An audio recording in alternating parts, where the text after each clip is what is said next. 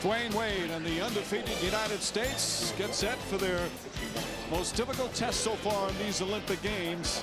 The gold medal favorites will go up against the team that many expect to give them their toughest battle here in these Olympic Games. It's the United States versus Spain. And hello, everyone. This is the matchup everyone's been waiting for. The two teams that most experts say are the two best teams in the world. And Doug, for the United States, they came in on a high. They played great basketball in defeating Greece the last time out. And it was all about a stifling, swarming defense. And interestingly enough, it's been led by LeBron James. This guy has been the defensive catalyst for the United States, blocking shots, stealing. Look at this beautiful block. One of his 3 block shots in the game against Greece. Gets in the passing lane, gets the steal, the runaway reverse dunk, one of his 2 steals, and another block shot here. Chris Bosh follows up with a block shot. He's been brilliant off the bench. And Dwayne Wade, look at this. I thought this was the play of the Olympics thus far. The beautiful save, the alley-oop to Kobe Bryant, and a brilliant play. And this is what the United States did against Greece. 15 steals, forced 25 turnovers. Look at the points off turnovers, points in the paint, fast break points. When the United States gets into the running game, they're playing great basketball. Mike, the biggest concern is they're shooting 29% from the three-point line, 64% from the free throw line. That has not been a factor yet because of the brilliant defense. Well, they'll need that defense tonight against a Spain team that's extremely efficient offensively and so much talent. And that talent all begins with Pau Gasol. He is the leader of this team. He's a great international player, Doug. Well, he's the key to this team emotionally. When he plays well, all of his teammates feed off of him. But he's not the only story of this Spanish team. The United States is very well aware of the rest of these guys. Look at Jose Calderon coming off a terrific year with the Toronto Raptors. Marc Gasol traded to Memphis in a trade for his brother, will be in the NBA. Juan Carlos Navarro, a brilliant three-point shooter. Rudy Fernandez ticketed to play in Portland. And not on that list, Ricky Rubio, the exciting young point guard. So this will be the biggest test for the United States as of yet, Mike. They're both undefeated. They both think they're going to win the gold medal. You saw Spain, that roster full of guys who played very well and had success in the NBA. But Doug mentioned the other fella, Ricky Rubio. He's only 17 years old. They call him the next Pete Maravich, a spectacular young player who comes off the bench for Spain. So the two undefeated giants here in these Olympic Games, U.S. and Spain, coming up. There's Kobe Bryant, the reigning NBA Most Valuable Player, 1 week to the day shy of his 30th birthday, and the centerpiece of the Spanish national team, the versatile, high-scoring 7-footer Pau Gasol, averaging 17.7 points through Spain's first 3 games here. One wears number 10 for Team USA across his back. The other dons the number 4 jersey for his native Spain. But these two basketball stars, both of whom play pivotal roles for their respective national teams, also share a common thread, the woven purple and gold of the Los Angeles Lakers. 2 months ago, they were teammates contending for an NBA title. Now Kobe Bryant and Pau Gasol are playing basketball again, this time against each other. It's a showdown that's got two friends talking smack. I don't talk trash. That's a lie. That's a lie, and he knows it too. you know he likes to talk a lot. I'm not a big talker. I'm more of an action man. He's quiet. He's sneaky about it. Yeah. He's sneaky about it. He's like the Cheshire cat. They got that little smirk and it says little things here and there. I'm waiting. I'll wait for my moment. I draw him in a little bit. Yeah, a little bit. During practice. Yeah, but when I catch his hook out the air and like I throw it in the stands, I say, that's what you're gonna get in Beijing. That type of stuff. Never. That never happened. If it happened, it was goaltending, for sure. Hang loose, y'all. Hang loose. They've shown this kind of chemistry since February, when the Lakers traded for the All-Star big man and turned their season around, getting all the way to the NBA Finals. You see, Pau's like he's Mike Jordan in Spain. He came to our team, plugged him right into our system, which I think fit perfectly. I think in Memphis they really didn't use him the right way. And he came to our team and we just took off. Gasol and the world champion Spaniards appear to be the biggest threat to the United States, a team looking to regain its spot as Olympic champion. Spectacular pass, and Kobe Bryant with the finish. I think they are an outstanding team. I think they're hungry. I think that's why they're the favorite. We are? Wait a minute. They're the champs now. They're the champs. I'm selling this underdog thing. No. They're full of it. They know, they feel that they can beat us. They're going to kick our butt. They know that they can do it anytime. I'm not going for this whole, I'm not underdog, No, I'm not falling for it. I'm making sure none of my teammates fall for that either. Underdog or favorite, Bryant knows there's a lot at stake for the American team here in Beijing. When we compete, we're going to try to do our best to win and be a dishonor to our friendship to do anything else. But, whoever wins definitely going to have a little bit of bragging rights during the season. Opponents for now, but the NBA season is only 2 months away. Don't let them work you too hard, though, dude. Because, next season, we got to, we got some work to do. They'll be back in training camp together in almost no time. But right now, the LA Lakers and the NBA do not enter into this equation. Team USA and Spain are set to clash in a key preliminary round matchup in Beijing. And on the floor, LeBron James, the vocal leader of this redeemed team, averaging 14.3 points, 4.7 rebounds, 4.7 assists, 2.3 blocks. He has truly been everywhere. When we come back, Mike Breen and Doug Collins with USA Spain. The Olympic basketball gymnasium in Wukesong is packed once again.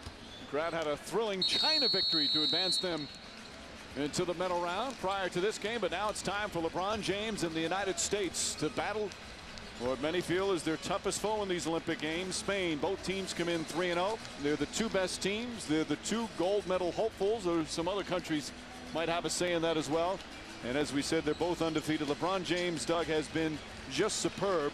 He's led the team in assists. He's led the team in blocks, second in steals, second in scoring. He has done everything for Team USA. And really, he's been their best defensive player when you talk about interior defense, getting out in passing lane steals. And it seems like that whoever he's on the floor with, and you get the pressure from the guards, that really is what sustained the United States, Mike. We talked about in our open, they have not shot the ball well from three, 29%, 64% from the foul line. But they are winning with their defense, and it's going to be interesting to see with Spain tonight how well they handle that pressure. They have very quick, good guards led by Jose Calderon, and that's going to be where the game is going to be won or lost in the backcourt, because Spain wants to come down, get that ball in the half court, and go inside to Powell and Marc Gasol. And right now, let's welcome in Craig Sager. Well, there has been a lot of build-up in this game between Laker teammates Paul Gasol and Kobe Bryant. But the man responsible for slowing down Paul Gasol is Dwight Howard. He told us yesterday that, yes, he admits he is struggling at both ends of the floor, trying to make an outside shot and also playing good defense. He has been meeting with the coaching staff and looking at extra tape of Gasol. He only played against him once this year in the NBA. He, of course, is with Orlando. Gasol traded from Memphis to the Lakers. They had only one meeting, so he says he's really not used to guarding him. But the coaching staff has given him extra preparation. He's been watching game film, getting a lot of help, not only from his teammates and coaching staff, but also from Tayshaun Prince, who has been trying to key him in on some of the things that he likes to do when he has the opportunity and the duty of guarding Gasol. And Craig Gasol, a different player. Hey, he's an all-star player, no doubt about it, in the NBA. But he's a great international player. He's been playing the international game for a long time, has a tremendous feel for it, the different nuances, and he's a star on this team. He's the team leader, the emotional leader, and the physical leader. Could not agree with you more. The United States knows that, and they know that if they can contain him, he has a tendency to get down on his teammates as well. So they would like for him to use his emotion in a negative way tonight rather than a positive way to carry his team. These two teams met in the 2004 games in Athens, and it was the big upset for Spain. They were 5-0 going into the medal round. Unfortunately, they had the draw against the United States in the quarterfinals and lost. They were undefeated until the quarterfinals, and because of that, as we had a violation on the jump ball, Spain finished in 7th place after starting off so well. So they have a little revenge on their minds. Yeah, normally when we speak of 04, you think of all the teams that broke the United States' heart. This is one team that the United States turned the tables on in that 04 Olympics you were talking about, Mike. Of course, Spain won the 2006 World Championships gold medal, and that clinched the Olympic berth for them. First possession, Pau Gasol turns it over. Here's Jason Kidd, back for LeBron James, inside. And the first 2 points gets a wow from the crowd. Alex Mumbrou to the basket. Nice move from Mumbrou, playing in his first Olympics. The United States would like the game to be as fast as possible. They're going to push off every make or miss. They want the tempo of this game to be as high. The more possessions, the better for the United States. There's Howard, and Gasol just wraps his arm around him. Of course, there's so much talk about the United States and the three-point shooting, which they've struggled. They have the worst three-point shooting in the Olympic Games right now. Are you surprised, as you see the replay of Gasol's foul, Spain's not opening it up in the zone? I think you're going to see Spain do a lot of mixing and matching. I think they're going to try to figure out what they can do against the United States. And there is Howard on the putback. That's the kind of scores that can get him involved in this game emotionally. I think Spain's going to do a lot of things here, Mike, today, thinking that they might not be on a collision course with the United States for the gold medal. Calderon comes up short. All out to Rudy Fernandez, who hits the three. Fernandez, who played for the Portland Trailblazers this year, he's their second leading scorer. He's played great basketball as James' three misses. And there's Fernandez. He's just 23 years old. He has become a star in Europe. Yeah, I think one of the things the United States does not want to do is shoot a lot of quick threes. They want to go inside and out, force Gasol maybe to get in foul trouble. He's already picked up one quick one. Calderon back up. Felipe Reyes thought he got fouled. Good defense from Carmelo Anthony. And that's what Team USA has been all about, in forcing turnovers. Inside, Howard rushed it. United States' first three games have forced 68 turnovers. Well, that's why they have been winning, obviously, getting in that open court, points in the paint, slam dunks, points off turnovers. That has been their calling card. Fernandez, shot won't go, but a foul as Gasol smiles at his Laker teammate, Kobe Bryant, who picks up the foul. And you're going to laugh, but I think that's a good foul. I think that you knock Pau Gasol around early and let him know that he's going to be in a physical contest. He likes to be a finesse player. The knock on him has been he does not like contact. You saw Kobe that time as a teammate, and LA just run right through it, and there's an easy score for Reyes. So right now, Spain doing a nice job executing their set offense. That was a gorgeous feed from Fernandez. Spain with the three-point lead. Bryant on the drive, up and in, won't go. And Reyes the rebound. It's an exciting young player here, Rudy Fernandez. People who have not seen much of him, he's going to the Portland Trailblazers next year to play for Nate McMillan, one of the assistants for the United States. Fernandez is 6'5", maybe 6'6" now. He's grown a little bit, they say, in the last year. And a terrific wing player, very athletic. Mumbro nearly steals it. James gets it, shot clock at 7. Extra pass, Carmelo Anthony hits the three. And that's an excellent sign for the United States, who have really struggled from downtown. I thought Carmelo Anthony played his best game the other night against Greece. He looked to be fitter. He looked to be more confident. And they really need his rebounding and for him to knock shots down. Now, Mike, he led the team in scoring 2 summers in a row at over 21 a game. And a foul away from the ball. This one's going to go against Howard. And that's always a concern. The United States does not have depth up front. Howard's their biggest man. As you see him throwing Reyes, that's his first foul. He's been in foul trouble a couple of times. The tendency for Dwight Howard is to pick up a cheap foul. He's got to stay away from that right now. Almost got one there. Instead, a nice defensive play to force the steal. James to Kidd. Jason Kidd has not attempted a shot in 3 games, played 35 minutes. So right now, the United States really playing with 4 offensive players on the floor as Howard with that sweeping hook shot. And you can see the game plan is to go at Pau Gasol in the post and make him defend. So Howard active early. There's Calderon, stripped by Kidd, knocked out of bounds. Jose Calderon had just signed a $40 million deal, new deal with the Toronto Raptors. Played a terrific season for the Raptors. He's been a superb point guard in Europe and the leader of this national team. Gasol is certainly their best player, but Calderon can really make them go. Well, the guards are going to be dictating how well they can get into the offense, and Calderon does a great job. Blocked by Howard, but that one was clearly on the way down. He should have let that one go, though, Mike. I thought that LeBron James got a piece of that. That's one of those you just let go. Had no shot at going Had in. no chance to go in. I mean, that's where you've got to be poised. That's a bad play. And LeBron James frowning at Howard off that as Kobe Bryant, 2-pointer won't go. Bryant has been just terrific defensively, but has struggled with his outside shot. Mumbro. And there's a perfect example of Bryant's defense. Hustles back, makes Mumbro turn the ball over. Let's take a look back at Dwight Howard's goaltend. Like LeBron got a piece of that shot from behind. That ball had no chance to go in, and that's where you just got to be smart and let that shot go. 4 minutes gone by. And we're all tied up. Kobe Bryant knocked away by Moonbrew, but right to Howard. It's a nice matchup. Kobe Bryant, Rudy Fernandez, a very offensive foul. Quick player. Kobe's 3 of 21. And that's from his second foul. His second foul. So all of a sudden you're going to see Dwayne Wade come into the game. Kobe with that little hook on the baseline right in front of the official. Wade comes in. Wade has just been spectacular. He's led the team in scoring and has led them in steals, as Bryant will sit for a while with the 2 fouls. And again, in Olympic play, 5 fouls and you're disqualified. And Mike Krzyzewski doesn't feel too bad when you get to put a guy like Wade in there for him. Well, that's one of the keys for the United States, their depth. Teams have played with them for about a quarter and a half, and then the United States depth has worn teams down. Gasol tied up, 5 on the shot clock again. Excellent defense already. 5 turnovers for Spain. Oh my! LeBron James with the finish. And knocks it down after he got whacked on the way to the basket. Moonbrew tried to take a foul. He just ran right through it. It was like an arm tackle in football. Calderon sets it up. United States by 2.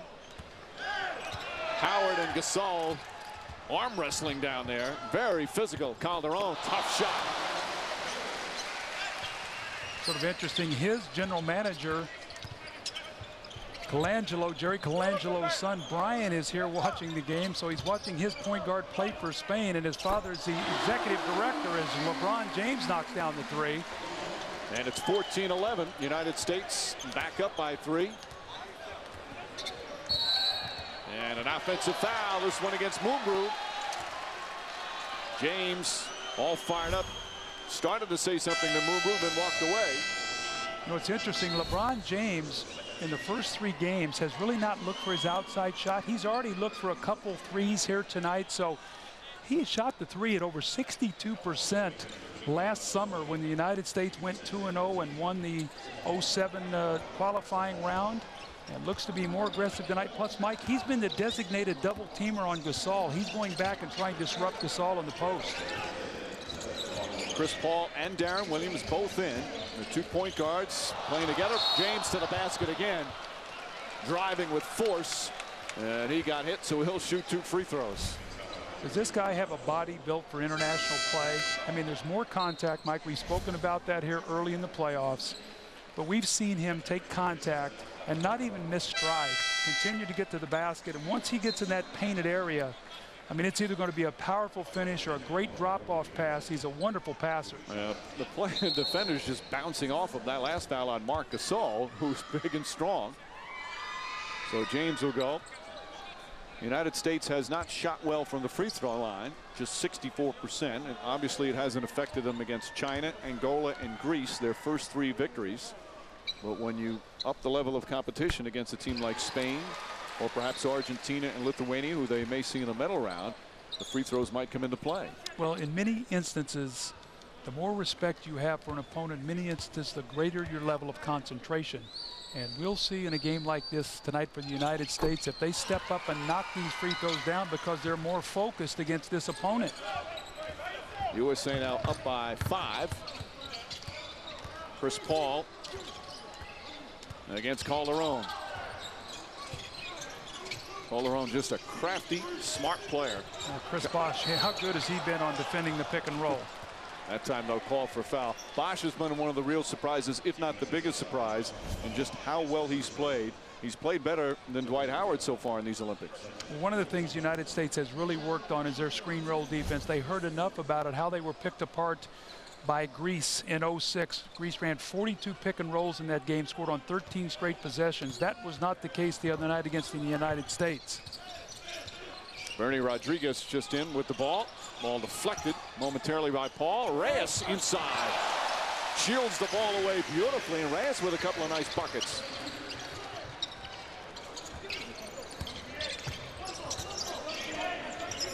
Williams taking his time. Offensive foul on LeBron James.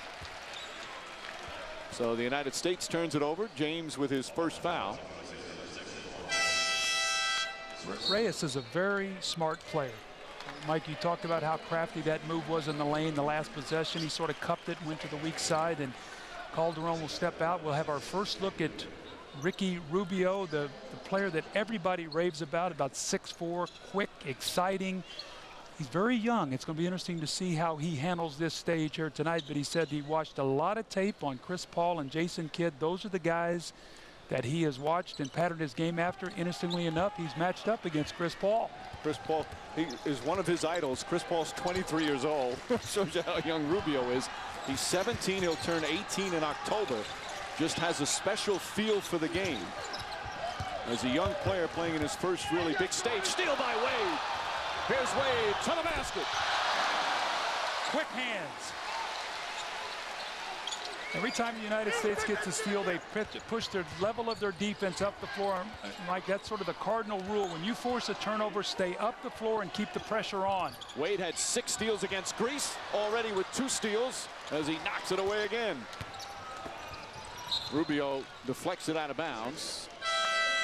Another substitution. Carmelo Anthony will come in for the United States. Jorge Garbajosa with his first appearance for Spain. And the defense from Wade just continues. Getting back in the passing lane this time, he picks the pocket. Bernie Rodriguez scores, then he gets back in the passing lane on the next possession. So United States doing a nice job on that weak side defensively, trying to blow up that pick and roll. Rubio is a very good defensive player. As Paul gets inside, draws the foul, and he'll go to the line. And it's interesting how LeBron James and Kobe Bryant, Doug, play the most minutes for the United States. But right after them is Chris Paul and Deron Williams. Well, they've been a great combination. And, you know, Deron Williams has really made the biggest adjustment. He's a guy who has the ball in his hands a lot. And, you know, you read the quotes after the game the other night against Greece. He said, I'm still adjusting to knowing when to take the shot and when to play make for somebody else. But he and Chris Paul have been a nice duo in that backcourt off the bench for the United States. Paul, as we said, just 23. Williams just 24. He'll no doubt be playing for Team USA for a number of years as Paul, a little aggressive on his defense, picks up his first. United States in the penalty. 5 team fouls per quarter. And Rubio will go to the line. After the United States goes to their bench, after the 5-minute mark, they really play an 8-man rotation. You know, you don't see Tayshaun Prince, you don't see Carlos Boozer.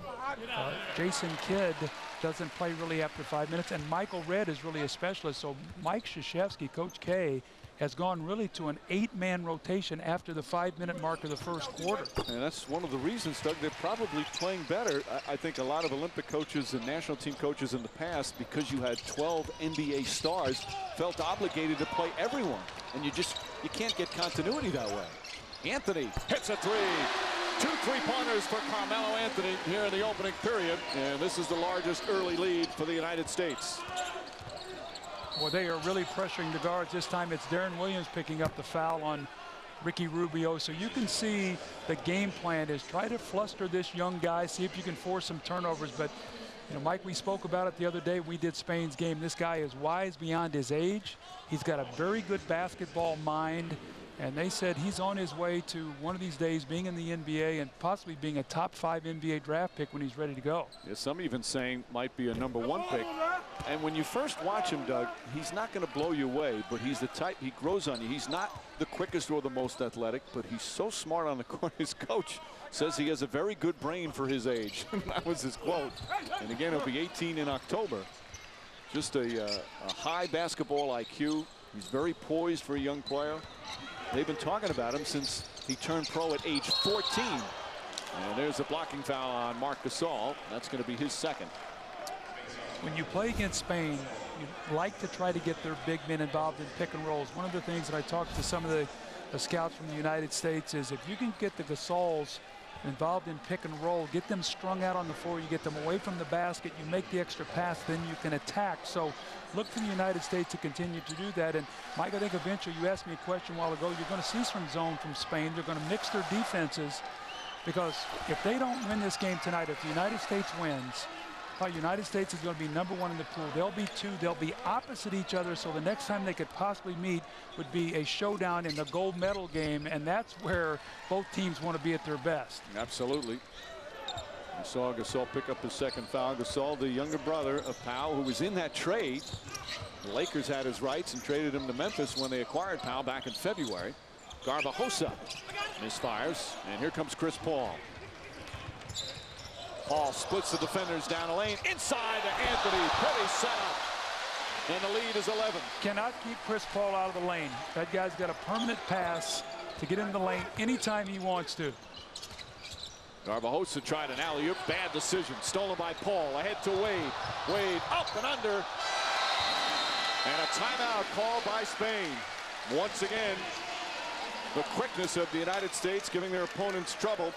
And it's a 13-point lead for the USA. And right now, let's take a look at the standings in these Beijing Olympics. First for Group A, which is the group the United States are not in. Lithuania has been just terrific. They are 4-0. They've already clinched the #1 spot. Argentina lost their first game of the Olympics against Lithuania, but they've won 3 straight. Don't count them out. Remember, they lost 2 games in 2004 before they won the gold medal. And Croatia and Australia will round out Group A in terms of the 4 that advanced to the medal round. Meanwhile, Group B, as we've said, the United States and Spain both 3-0. China with that victory earlier tonight here in Beijing. And what an emotional night that was for Yao Ming and the Chinese national team. They've clinched a spot, as has Greece. The order to be determined still. But it's a great thing for China to be in the medal round. Well, China plays Greece. And Greece might play games in that because they don't want to play Argentina in the first round. B3 plays A2. A2 would be Argentina. If Greece would fall to 4, they would play Lithuania. I think they like their chances better with that. So there might be some games played in that Greece-China game. That happens all the time. You saw Yao Ming in attendance. I don't know if he was still in his uniform, whether or not. He was so excited. And he talked to Craig Sabert, so emotional. He doesn't care who they play. That's Liu Wei on his right. His point guard teammate for so many years here in China, and now his national team fellow member. Mike, you and I have been around sports for a long, long time, and that little scene at the end of the game when China won the game tonight, and the crowd, Yao Ming and his teammates celebrating at half court, and then his interview afterwards with Craig Sager, he talked about how much a commitment his teammates put into summer and working hard and having this opportunity. And it did not look good for them after that tough loss to Spain where they coughed up a 14-point lead in the 4th quarter. But they have battled back to win 2 games and get into that medal round.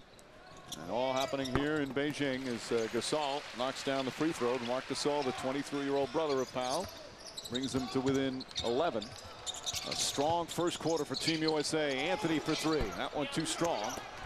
And here comes Rubio.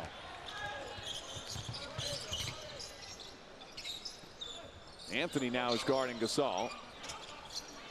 There's Marc Gasol. He's got a nice touch. Maybe not as skilled as his brother, but he's developing that. Now, Spain is a different international team. They run an offense to get either a wing entry into the post, or they play a lot of high-low with their big men, and then they get into the post and kick out to shoot their threes. Most international teams dribble penetrate to shoot threes. Williams trying to jam it in there, instead deflected off one of his teammates. That's the first possession of zone that we have seen Spain play in this game tonight against the United States. We'll see if they come back that after getting the turnover. There's once again in the post, and they're going to play out of it inside out. Look, Spain is 7 of 10 from the field, but 9 turnovers. And a nice up and under move from Bernie Rodriguez. And Spain has made a nice little push here to get this game back down to 7. Another turnover, a careless play by Chris Paul. So after getting the big lead, the United States getting a little careless. Rubio. And Rodriguez trying to get it. Wade comes out of the pack. Throughout these games, he's just been beating everybody to the ball. Speed kills and loose balls. That's where the United States have to take advantage. That's why all 5 guys have to rebound, Mike. In the international game, when you shoot a lot of threes, those balls bounce long. And that's where your guards have to come up with those. And then what it does, it leads to those beautiful fast breaks that we've seen so much from the United States in the first 3+ games. And you see the steals already. 10 turnovers for Spain here in this first quarter. Juan Carlos Navarro misses. Final seconds of the opening period. Wade from half court. That'll be short, but it will end a strong first period for the United States. They scored 31 points, and remember, it's a 10-minute quarter. Kobe Bryant had some quick foul problems, but Dwayne Wade came in and picked up the pace after one. 31-22, United States. Leading Spain after one, 31-22. They shoot 61% from the field on offense, force 10 turnovers on defense. As we send it over to Craig Sager. Well, prior to this game, China did defeat Germany in a thrilling game that went wire to wire. Finally, China holding on. They were down by 4 at the half. But it was Yao Ming with 25 points. Dirk Nowitzki keeping his team in it. But it was John Leon who played great defense and made the clutch shot that gave China the victory as Yao, and this entire crowd of 18,000 celebrated what the Chinese Basketball Federation said was the biggest game in Chinese basketball history. Not as anticipated to build up as the matchup with the United States, but this one in their home court puts them into the quarterfinals. And Yao told me afterwards, I feel like I just won a medal. Well, he's been very realistic, Craig, about the team's chances and what their goals were. And he said going in, their goal was to make the medal round. He knows that they're really not good enough to win a gold medal, but they almost upset Spain, which would have been one of the biggest wins in national team history, until they finally get into the medal round here with a terrific victory against Germany. Nice heads that time by Pau Gasol. That's 3 times now in about the last 4 possessions that Spain has forced a turnover when the United States has gotten into the lane and made a careless play. Rubio to Gasol. Gasol can't hit. Rubio the rebound. Tayshaun Prince making his first appearance. Jason Kidd also back in the game. Yeah, normally Jason Kidd, after he leaves in that first stint, does not come back. So Coach Krzyzewski going deeper into his bench here early in the game with the lead. Juan Carlos Navarro tied up. Shot clock down to 7. Reyes, he's been a nice scoring option here in the early going. Kobe Bryant with 2 fouls got caught behind the post, and Reyes just too big. When you get it that close to the basket, it's tough to defend. He only averages 5 a game. He's already got 6 here in the first half. Good ball movement. Kobe Bryant on the drive. Touch pass. Prince, an open 3. Knocks it down. Prince is a very underrated 3-point shooter. He might be out there right now because of all the zone defense that we're seeing right now from this Spanish team. After the game got started, they've gone back to zone, and this is a guy who can really fill it up, Juan Carlos Navarro. But he misses that time. James running start. Prince, alley-oop to James. Well, Tayshaun Prince comes off the bench. He hits a 3, gets in the break, throws a beautiful alley-oop pass to LeBron James. Once again, that lead is 12. And Jason Kidd called for a bump there, or is it on Prince? Yes, it's on Tayshaun Prince, his first. Tayshaun Prince, such a versatile player, one of the best two-way players in the NBA. You put him on other teams besides Detroit with all their scores, he would score a lot more, but he's one of those. He really, and means it, doesn't care who he scores. He just wants to do things to help his team win. Well, LeBron James just knocked Reyes off that drive, then turns it over, got in the air, and turned the ball over. Rubio to Navarro. Navarro is a rookie with Memphis, nearly set the rookie record for 3-point field goals made. That one's a 2. And it brings Spain back within 10. Well, Tony Ronzoni's scouting report for the United States is that Juan Carlos Navarro has one of the best runners in the lane. This is LeBron James with the terrific finish off the nice pass. And LeBron James and the U.S. players doing a little chirping down here. I think they're talking to both teams about cutting out the conversation. Game starting to get a little chippy. We saw James going back at the official, Romualdus Brutskauskas from Lithuania, pretty hard, but then the official nodded to him. And there you saw briefly the head coach, Aito Garcia, for Spain. He just took over back in June. Their longtime coach, Pepe Hernandez, was fired. All internal politics in their federation. Nice block that time for Gasol. Prince gets it back. And then a reach-in foul on Reyes. And there's the coach. They had all kinds of drama and controversy with their national team. Garcia, though, they say the difference with him and the old coach is Hernandez used to say, all right, everything revolved around Pau Gasol. Garcia says, no one gets preferential treatment as a foul call on Howard. Everybody's part of the offense. Everybody gets their opportunities, and it certainly worked for Spain. Little push off by Dwight Howard. You can't let that arm get away from the body. The minute you push that out, these international players are going to sell that call. They do a wonderful job doing that. And Dwight Howard picks up his second foul. United States by 10. And then Kobe Bryant knocks it away, gets the feed, and finishes much to the delight of the crowd. Everybody's got a nickname over here in China with the United States. Looks like it's going to be a turnover. No, Tayshaun Prince. They say the ball is off him, but he's so beloved over here. His nickname with all these dunks is the Little Flying Warrior, is what they call Kobe Bryant. Pretty apropos, don't you think? I don't know about little. I agree with the rest of it. He is so wildly popular here. The ovation he gets is larger than pretty much anybody but Yao Ming. And that includes some of the other members of the Chinese national team. I think he's even shocked by how popular he is over here. Calderon the setup. Gasol looking for a lob. Defended well by Bosch. Here's Rudy Fernandez. And Gasol, an open look. He's got that little set shot. He's a very good free throw shooter, and Fernandez does a great job of dribble penetrating. A technical foul, I believe, on Rudy Fernandez. So that's 2 shots and the ball. The United States had possession anyway, but 2 shots. We had spoke the other night, Mike, when Kobe Bryant, his first 2 games, I don't know if I've ever seen this happen. He was 10 of 27 from the floor, 3 of 15 from 3, and had not shot a free throw in 2 games. The other night he went to the line against Greece and was able to knock down a few free throws. He was 2 for 2 in the game the other night. Excuse me, 2 for 3, but getting to that free throw line, I thought helped him the other night. He was 7 of 14 in the game, and his stroke looked a lot better after really struggling at 1 of 15 from the three-point line in the first 2 games. By the way, Doug, that technical is on Reyes. That's his second personal, because technicals count as personals. Here's the zone again for Spain.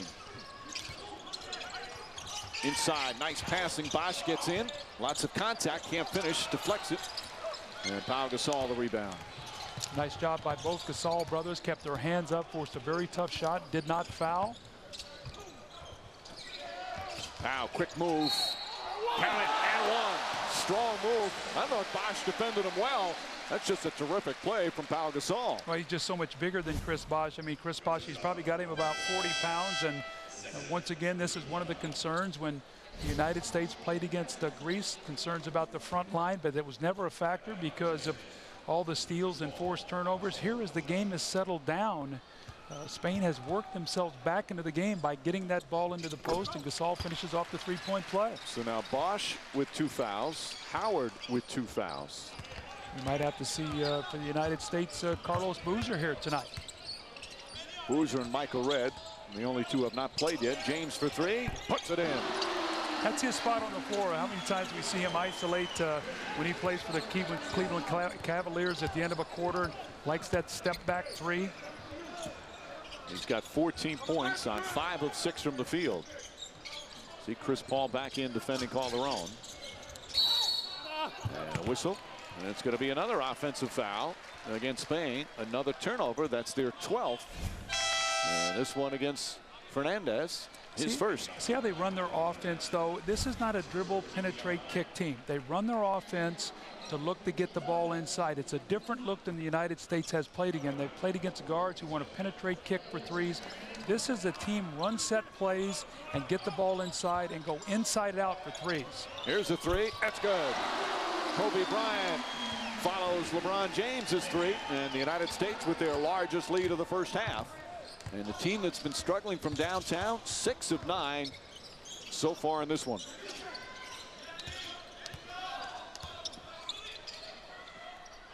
There's Marc Gasol. And he's fouled. James blocks the shot. If that's on Kobe, that's his 3rd. So 3 fouls on Kobe Bryant. He's trying to get an explanation, so Wade's going to come back in, and Bryant will be done for the first half. This is where you talked about that depth before for the United States. I mean, normally you take Kobe Bryant out of the game and there'd be a huge drop-off, but Dwayne Wade has been playing brilliant basketball. Mumbrou with the fake, poked away by LeBron James. Here's Paul, back to James. James feed, Wade waits, misses, tipped by Gasol, and Calderon comes up with it. Alley-oop, Gasol comes back down. And good fast break opportunity for Spain to cut the lead to 12. Spain is a selective running team. They're not a team that's going to get it up and down the floor quickly because they're so big on the front line, but Gasol will run on occasion. Fernandez will fill a lane, and they have terrific point guard play. Calderon really finds the open man. Deflected. Doug, Spain is shooting 65% from the field, and they're down by 12. Well, the difference is the United States is making threes. You know, we had spoken about in our open, the United States doing so much with their defense and getting out and running into layups. Tonight they have 18 points from behind that three-point line. That's why they're winning by 12. And the other factor, too, the turnovers. Spain with 13. The United States continues to lead the Olympics in forcing turnovers. Anthony, boy, he's looked sharp tonight. Carmelo Anthony with 10 points, 4 of 5 from the field. Well, this is the Carmelo Anthony that played for the United States over the last 2 summers, that lethal scorer. Calderon gets it into Marc Gasol, and he's fouled by Anthony. United States now in the penalty on the 15th foul.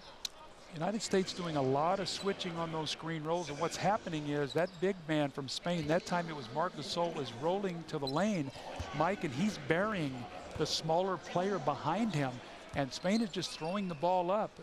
We've seen it with the Reyes, we've seen it with both Gasols. I mean, United States, if they're going to switch, they're going to have to get in front of that post and force that pass to go over the top of a defender. Well, Marc Gasol is a big body. His nickname in Spain was La Tanqueta. He's the tank. He's had some weight issues, but he's really lost a lot of weight.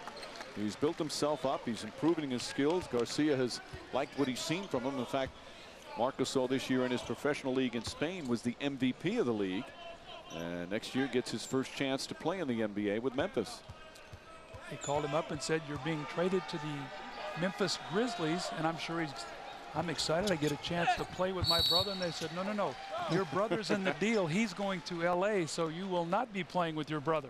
Well, Memphis is not strange to him. When Powell was playing there, he played a couple of years of high school ball in Memphis when Powell brought his whole family over when he first started playing for the Grizzlies.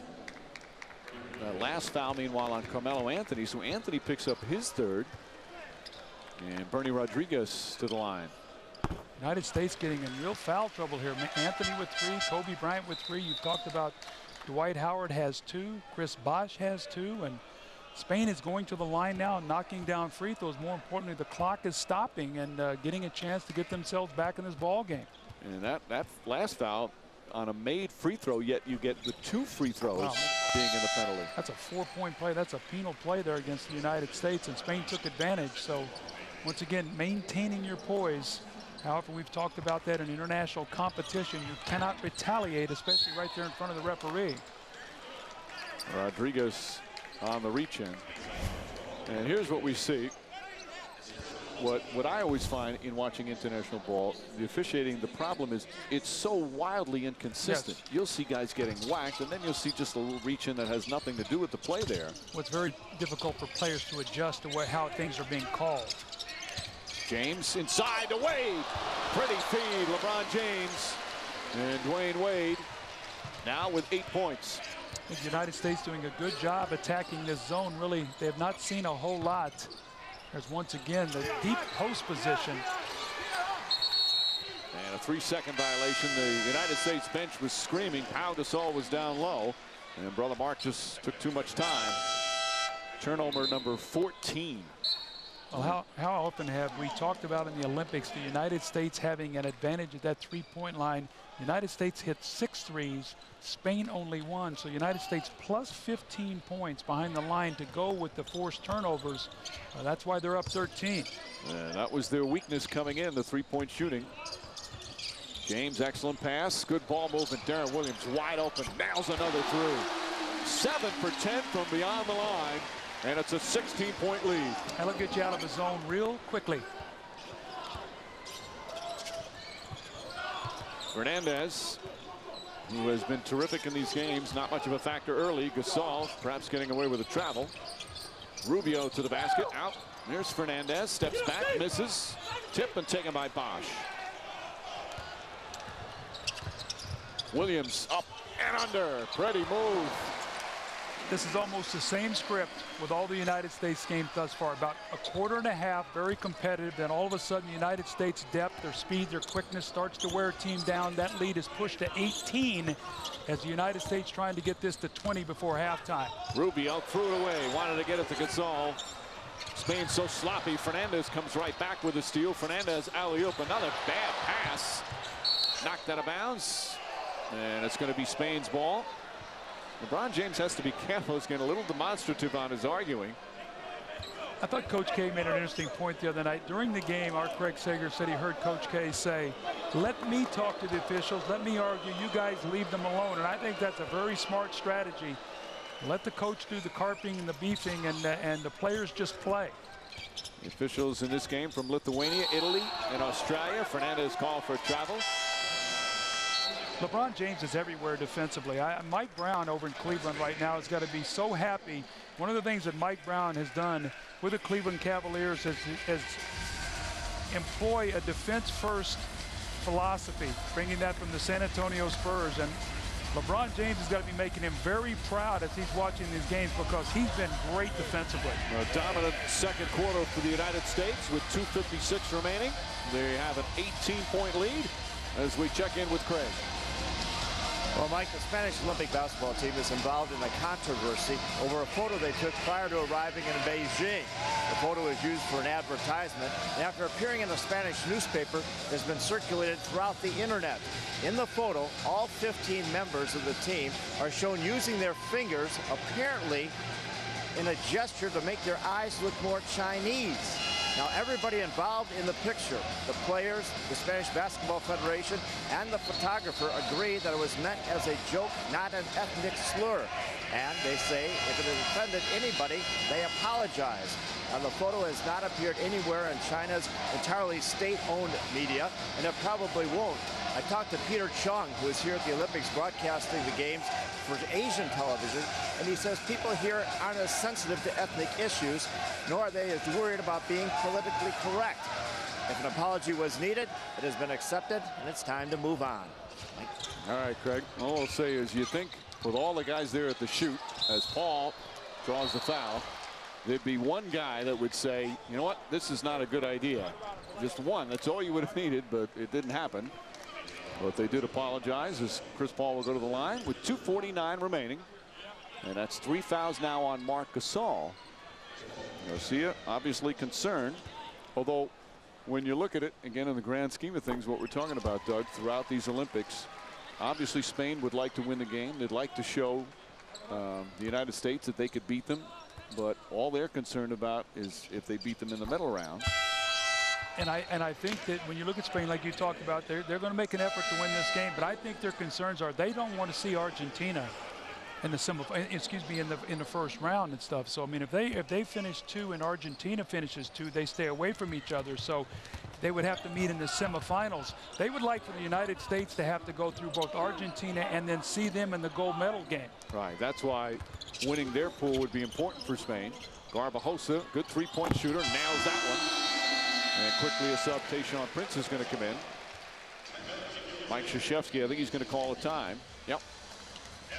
So wants to talk about it. The United States defense has just been terrific once again as they forced 16 turnovers. One of the key reasons they're up by 17.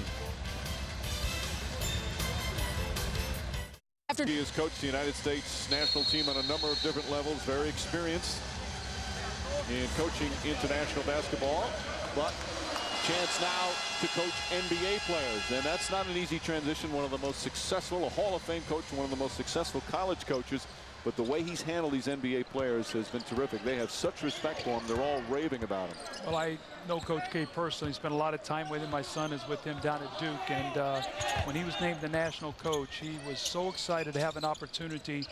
You know, this is a man who went to West Point to once again represent his country, this time in the Olympics. And he has been completely into coaching this team as Darren Williams misses the little runner in the lane. Of course, Mike Krzyzewski was the assistant on the original Dream Team.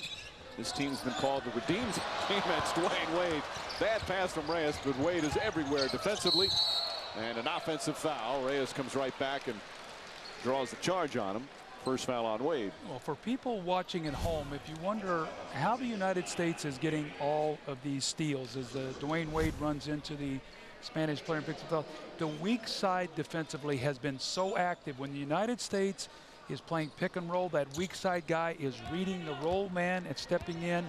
And the post plays, Dwayne Wade was guarding the man in the corner, came all the way over and was able to steal that pass. So just the activity on the weak side is the entire difference for the United States defensively from now and when they played in 06. It's a different team personnel-wise and a different team defensively. That's one of the differences Kobe Bryant, his impact made. Wade being healthy once again as last foul on Tayshaun Prince. So Rubio will go to the free throw line. And Wade, it's great to see a great player who's been through some tough injury struggles in the past couple of years be healthy like this. Of course, the key is going to be when he goes back and plays for Miami, can he deal with the 82-game grind that is the NBA schedule? But right now he just looks as fit and as healthy as we've seen him since back in 2006 when he was the finals MVP. Well, sometimes you get a little chip on your shoulder. He's written off quickly with the injuries, and he has used it to his benefit. And here he is, a nice little drop-off pass to Tayshaun Prince, who has done a nice job coming in. Coach K has gone to him tonight, and I think the beauty of a Tayshaun Prince is he's one of these guys who's always going to be ready when his number is called. He's going to be on the bench. He's going to be active. How many times have you heard Craig Sager talking about Tayshaun Prince talking to a Dwight Howard or another one of his teammates on the bench? And that's why you can't have 12 super-duper stars on your team. You've got to be able to mix and match and have the personnel that will fit. The United States full of the roster filled with these unselfish players like Prince. Again, doesn't care if he scores. Great defensive player in the NBA, but as you said, an underrated offensive player, especially from three-point range. Rubio, alley-oop. Oh, beautiful connection. Rubio with the perfect pass to Rudy Fernandez, and a travel on Chris Paul. The United States has turned the ball over here tonight. I don't know how many that is, but they have made some sloppy plays. That's 10 turnovers for them. This is Ricky Rubio with that little gorgeous one-hand flip off the dribble, and Rudy Fernandez loves to run on that baseline. You've got to keep your body on him. He'll go to the offensive board. You've got to bump him and not let him get a running start at the basket. Rubio, tough angle for the shot. Can't get it. Here comes Chris Paul. Paul blows past Garbajosa and draws the foul. Garbajosa's backpedaling. He knows I'm in deep trouble with Chris Paul coming at him. And look at him just weaving and getting in the lane. Chris Paul's had about 3 or 4 of these where he's had the whistle. If he just concentrates a little bit more, an opportunity for a three-point play. I know that's sort of picking at him a little bit and stuff, but when you hear that whistle, you got to get greedy. You got to really focus and try to finish off a three-point play. There you see Boozer making his first appearance. Tayshaun Prince will sit. Last foul on Rodriguez, his third. And a nice ovation.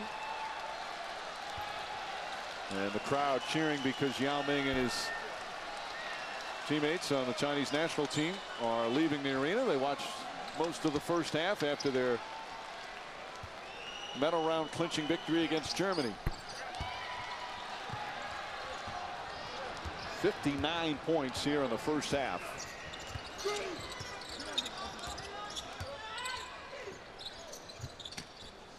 A minute remaining in the second. Rubio tiptoeing. Garbajosa too strong, and LeBron James the rebound. Now, Garbajosa was a guy who was playing so well for the Toronto Raptors, had a serious leg injury. LeBron missing the open three really derailed his career. He's back now in Europe playing, but more importantly, Mike, it's great to see him back once again. Ball deflected by James. Last touch by the United States. The officials looking at each other. Nobody's made a call yet. And they're going to say Spain's ball.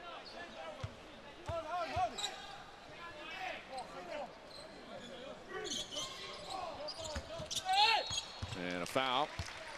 Darren Williams got caught on a screen. So free throws coming up for Bernie Rodriguez.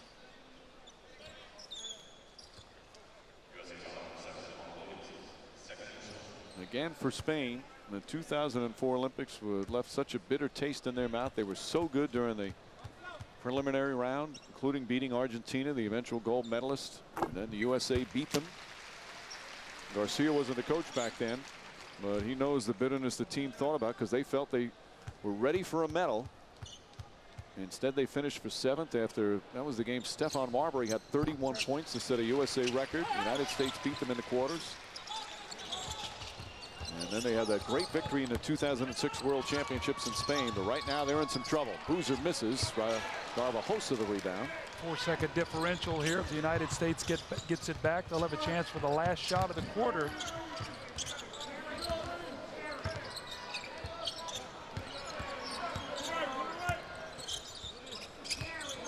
One-on-one here for Rudy Fernandez. Not a good shot that time. Rebound Chris Paul. USA with plenty of time to get off a shot. Paul to Boozer. Pretty pass. Too strong. Wade puts it up. That won't go. Boozer on the follow. See, a poor possession that time by Spain. Rudy Fernandez took that shot too early. That's something he's going to learn in the NBA. Shot clock management. He took it too early. The United States had almost 10 seconds. They pushed it length of the floor. Actually got 3 shots at the basket. So bad clock management there by Spain allowed the United States to get the score and push the lead to 16 at half. Spain with 17 turnovers. United States 7 of 11 from three-point range. Halftime, USA leading 61-45. Today's third quarter set to begin. They're at the Olympic Basketball Gymnasium in Wokesong. United States an impressive first half. They lead Spain 61-45 in a battle of unbeatens. Many feel these are the two that have the shot at the gold medal. LeBron James 14 points to lead the U.S. 3 assists to lead the U.S. 4 steals to lead the U.S. And what a physical presence, Doug, he has been. Well, you can't stop him. I mean, he has the perfect body to be an international player. I mean, he's got a perfect body to be an NBA player, but when the game gets rough, and how many times have we seen him just bounce off people?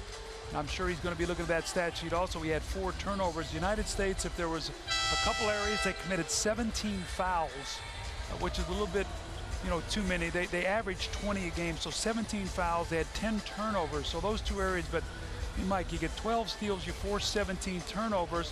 Jose Calderon, their playmaker, has 1 field goal, no assists, 1 turnover. They did a wonderful job. This with Kobe Bryant getting 3 fouls.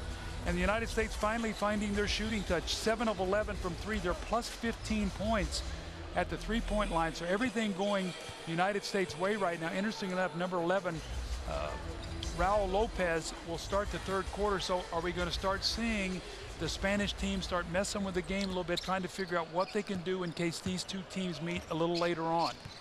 Players and coaches tend to do that in Olympic play and World Championships. It's all about matchups in the medal round. Howard tried to keep it alive but couldn't off James's miss. So there's Raul Lopez, who played a little time with the Utah Jazz. He was considered a future star but had a couple of really bad knee injuries that really curtail him. He's just thrilled to be back playing basketball at this level again. At one time he and Carlos Arroyo were point guards together in Utah. Gasol foul on the entry pass. That basket will not count, so they will inbound. Once again, the switch, the United States getting caught with a smaller player doing a lot of switching on those screen rolls. And when Spain has had some success, they've been able to throw that ball up to big man go get it. In the United States, one of the reasons why they have 18 fouls in the game is because of getting caught with mismatches. There's Lopez, a very steady point guard, misses the shot. Jason Kidd chips it, and Anthony tried to save it. It's going to be Spain ball as we send it over to Craig Sagan. Well, Mike, the assistant coach of the United States in charge of scouting Spain is Nate McMillan. I talked to him at halftime, and he said they thought that they called the game a little bit differently. The players have been told that this is not the NBA. You can put your hands on defenders. You can do a little bit more. But he said they're making calls, and that's why he thought they got in foul trouble. So they've been warned that they need to make the adjustment. As for Spain, he says Jose Calderon didn't play at all in that second quarter. And if they decide to, as we watch Kobe make the dunk, if they decide to maybe not show their hand or rest their players here in the second half to prepare for the medal round, the United States will not match them. The U.S. wants to continue to play hard, play their normal rotations, and not let Spain have any thoughts whatsoever that if they meet again, that they can beat the U.S. They want to put them away, finish the deal, and get this one over and move on. All right, Craig, you see, though, Rudy Fernandez landed awkwardly, kind of straight down on the small of his back after that block shot. Kobe Bryant finished it the other way, and Fernandez shaken up. He has been terrific so far in these games, but he's hurting right now. I think one of the things United States has sort of, the model they've accepted is no experimentation. Play every game, do no experimenting. Navarro deflected out of bounds. And, you know, a topic you talked about at the beginning, as Kid brings it up, you know, Pau Gasol is definitely the leader of this team, but Jose Calderon, he makes them click as Anthony hits his third three-pointer of the game. The United States has really taken Calderon out. I know he's not starting here in the second half, but he was ineffective in the first half. Well, the game plan is when you play against good big guys, what you do is you pressure their guards so they can't get the ball inside. Here's Raul Lopez missing a jump shot again, and once again, the United States attacking. Mike, you asked the other night also too, how much zone you see the United States play. When you play zone, you allow teams to control the clock, you shorten the game, you have less possessions. There's Kobe going to be called with the walk. We've seen 2 or 3 times where he's picked up that pivot foot in the Olympics. But when you play against a zone, many instances you allow a team to stay in the game, especially if they're an inferior team athletically and you're not pressuring them. They can control the clock and shorten possessions. And also, you look at one of the real encouraging signs in that first half was that 7 of 11 from three-point range. That's a long three from Alex Mumbra. Spain cuts it to 18. That would stop teams from throwing the zone at them if they hit the threes like that. Exactly. Oh, Howard's fouled. Plus, the United States is starting to get a little bit more comfortable with that catch and shoot. So many of these guys from the United States used to creating their own shot, being the guy who actually creates the spot-up shot for somebody else on their team. And Kobe has worked very hard at it in practice. You know, Mike, you and I saw a couple practice. The one day, he must hit about 30 out of 35 threes, just catch and shoot, catch and shoot. But he's still working on that phase. And Doug, you used the word comfortable, and maybe most importantly, they're getting comfortable with each other. This was the whole idea behind the plan from Jerry Colangelo when he took over as managing director of the senior national team, is to construct a program with a core group of players that would be part of a 3-year plan. That the coach would be in place, the players would be in place, they would have time together.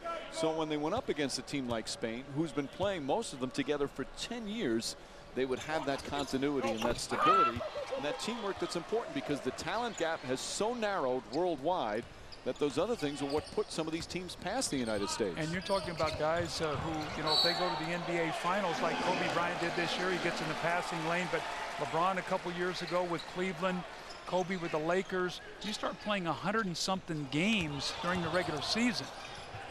Anthony, another three. He's good. We've got it rolling now. Carmelo Anthony, who could not make a shot in the first couple games, and Greece knocked the shots down. The smile has returned to Carmelo Anthony's face. His teammates know he's hot, and they are finding him on the perimeter. His best game, 16 points, 4 of 5 from downtown. It's again now a guy who averaged 21 a game for 2 summers and was the leading scorer for this team. Howard with a beautiful block, and once again it's beep beep off to the races. Nice pass, and Kidd knocks it in, and Jason Kidd with his first shot attempt of the Olympic Games, and it gives the United States a 24-point lead. They might stop the game and present him with the ball. There's no way he could get away from not shooting that when he had to take that shot.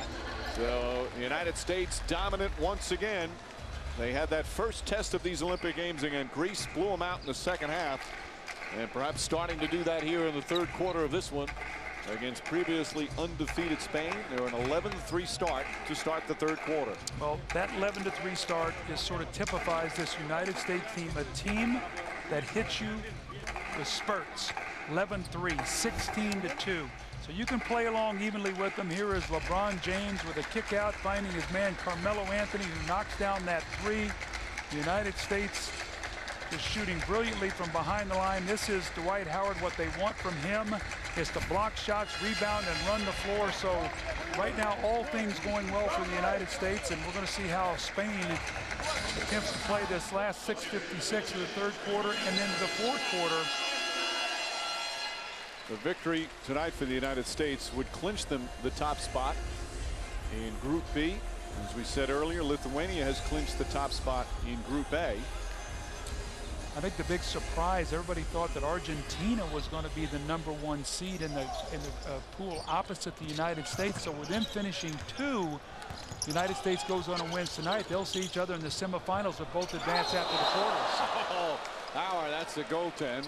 Now, just again to put everything in perspective, being undefeated in pool play means nothing. In fact, in 2004, the two teams that were undefeated in pool play were Lithuania and Spain. Neither one of them got a medal. Anthony for three.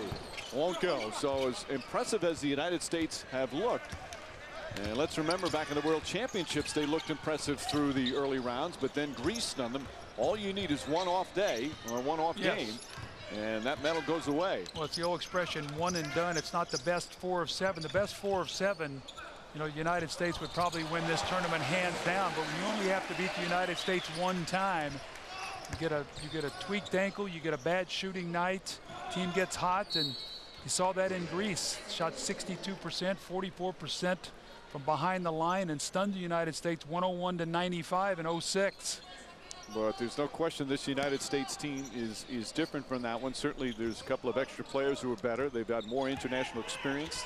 They've played longer together, have a better feel for each other. Kobe Bryant misses a three. Bryant has really struggled with his shot overall here in these Olympics. It has not affected his defense, which has been superb. Navarro, pass into Gasol. And Pau Gasol will shoot a couple. Well, we talked about this the other night, Mike. Now, think about this with Kobe Bryant. He's so used to, when he plays for the Los Angeles Lakers, having that ball in his hands, creating. I mean, he has a chance to get into a real rhythm offensively. He might take 10 shots in a quarter, you know, 15 shots in a half. All of a sudden, you start taking 10 or 11 shots in a game, you don't get in that kind of rhythm. All of a sudden, you miss a couple, you force one, pretty soon you're 0 for 4. It's a big difference.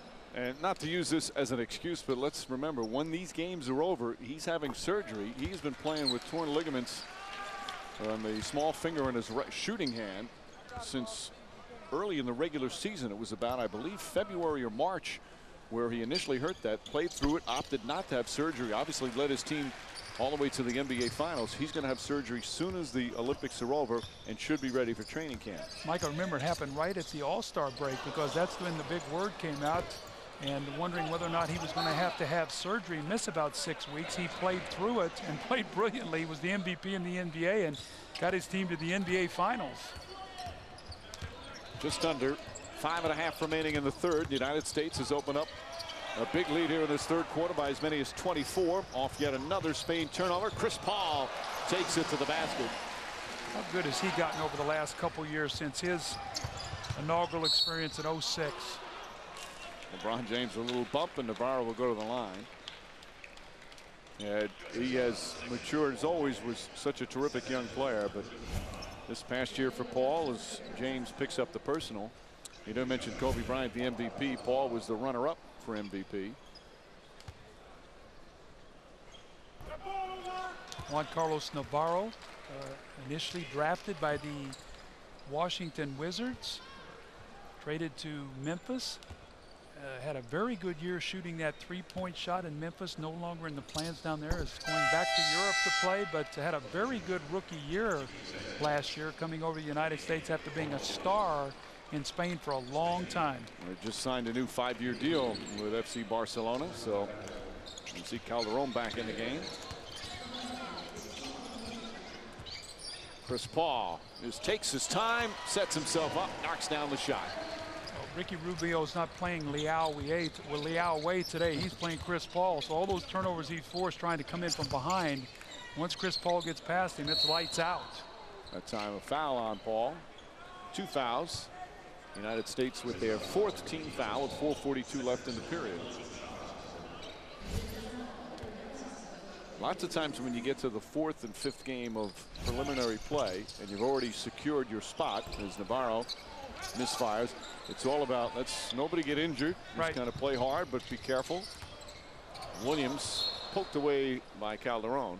We know Chuck Daly is a very good friend of Coach K's and the coaching staff. He and a lot of the coaches from '92 came to Las Vegas. Lenny Wilkins was there, the coach of '96, the assistant of '92. And one of the things he said to Coach K is, when you get over to China, don't do a lot of practicing between games and get somebody hurt. Non-contact, Get them sweats, get them through your thing, but stay away from the contact that would get somebody hurt. Meanwhile, Reyes on a putback, and he got hit. And Darren Williams with the foul. Reyes with 10 points. LeBron James motioning to his teammates, get back on defense. And you know, one of the mantras of this U.S. team has been no bad habits. When you get the lead, continue to play and play the way you normally do. And that's one of the things that they've been able to do in this. They have not had those periods where they've gotten real sloppy and played down with a big lead. Williams gets caught. James right there. Wade swiftly to the basket. Wow! Dwayne Wade throws it down. Very difficult to press the United States. They've got so many ball handlers on the floor. Reyes. Dwayne Wade in this tournament is an incredible 24 for 32 from the field. I think he's shooting some high percentage shots, don't you? Yes, I would agree. James misses. Ball tipped and taken by Navarro. United States in complete control. Calderon misses. Bush, or Bosch, excuse me, throws at the ball. Alley-oop attempt. James gets it back, stripped. And a foul, so LeBron James will go to the line. I think Coach K had initially signaled for a timeout, but he waved it off after this beautiful play by Wade, and then the opportunity for LeBron to go to the line. He initially wanted a timeout and said, no, I do not want that timeout anymore. So Wade, of course, who had that first the bad shoulder injury and then the knee injury, said when he came back from the shoulder injury, he was so worried about that he didn't really take care of his legs, and that accentuated the knee worsening again. It's what happens as an NBA player. I went through this, Mike. When you get an injury, you work so hard on that injury and you forget about maybe the rest of your body, and then something else breaks down, and then all of a sudden it's just so hard to get healthy. You saw that with Wade. We talked about what a freak injury it was when he hurt his shoulder. Just reached in against the Houston Rocket and got that thing dislocated, and then the knee injury. And we talk about all the hard falls this guy takes in competition, and I'm sure that Pat Riley and Eric Spoelstra and the rest of the Miami Heat, Mickey Arison, the great owner there in Miami, are very, very happy to see a healthy Dwayne Wade. He has been extraordinary in these Olympic Games. Calderon harassed. He's got no place to go on the floor. They have built a wall against him. Oh, nice block from Bosch. Bosch said that when they won in 06, speaking of Spain, there were tears, he said, with Jose Calderon and Jorge Garbajosa, who were his teammates in Toronto. He said, I couldn't understand the tears. And then I got over here and recognized the emotion that goes with playing for your country. And he said, I understood now why they were so emotional after they won in 06. They beat Greece without Pau Gasol, who broke an ankle. Wade takes it away, but couldn't hold on. Well, Bosch said that Calderon and Bosch talked about it quite a bit and discussed about playing for their national team and what it meant to them as opposed to playing in the NBA. Almost a nice steal. And then goes crashing into the bench. And the whistle stepped out of bounds. Mumbru. One of the things you're going to see international play a lot as this goes on, too. We see guys body contact, knocking guys out of bounds. You see more contact on drives. You really have to concentrate.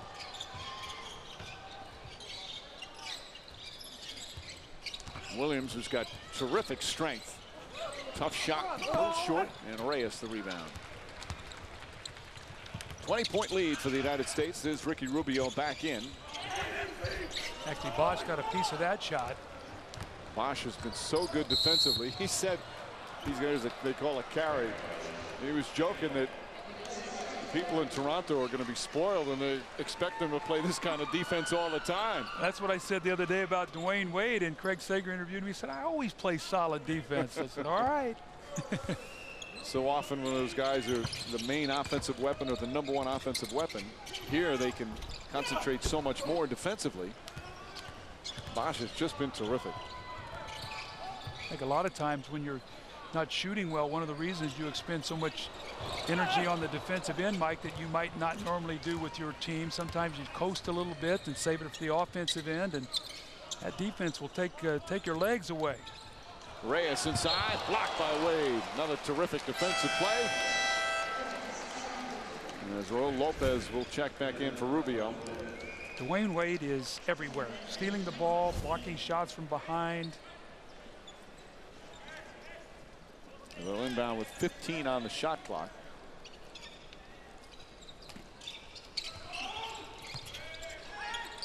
Reyes slobs it into Marc Gasol, and Gasol is fouled. Carmelo Anthony very upset. He thought he'd got pushed down on the previous play, so he just took and pushed Marc Gasol in the back. Probably a smart foul, make him make a couple free throws. Well, all the excitement of this game of these two teams, the two best teams in this Olympic tournament, two undefeated teams coming in. Place had a nice buzz to it before. Another capacity crowd of this beautiful arena as Michael Redd makes his first appearance. And they're cheering for all the United States highlight type of plays, but Team USA's dominance has taken a little life out of the fans, who I think were hoping for something a little more competitive. But it has been all USA after the first quarter.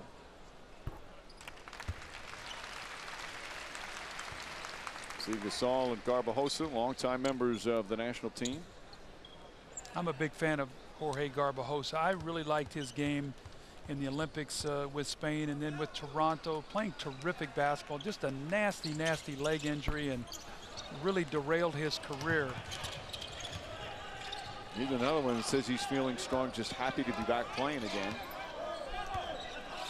Michael Redd in the game against this zone. See if the USA can shake him loose in that corner that he loves so much. Wade out to Paul. Chris Paul puts up a three, well short, and Wade right there, just making plays everywhere.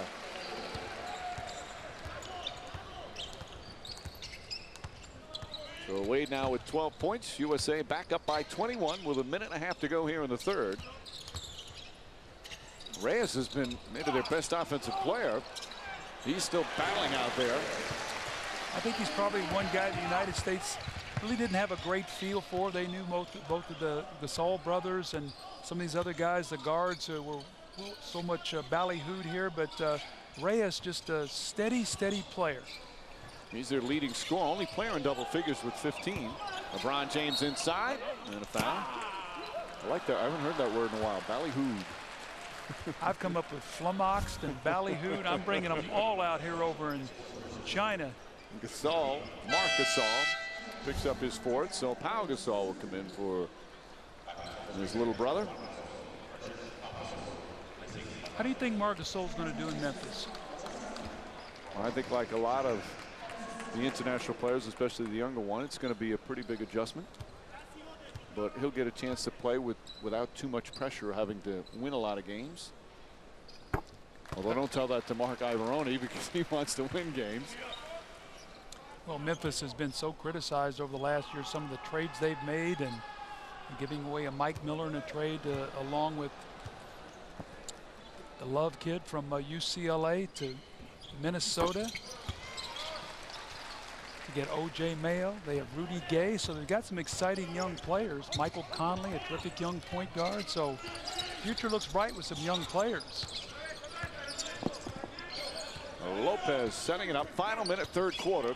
The United States has been in control. Lopez can't connect.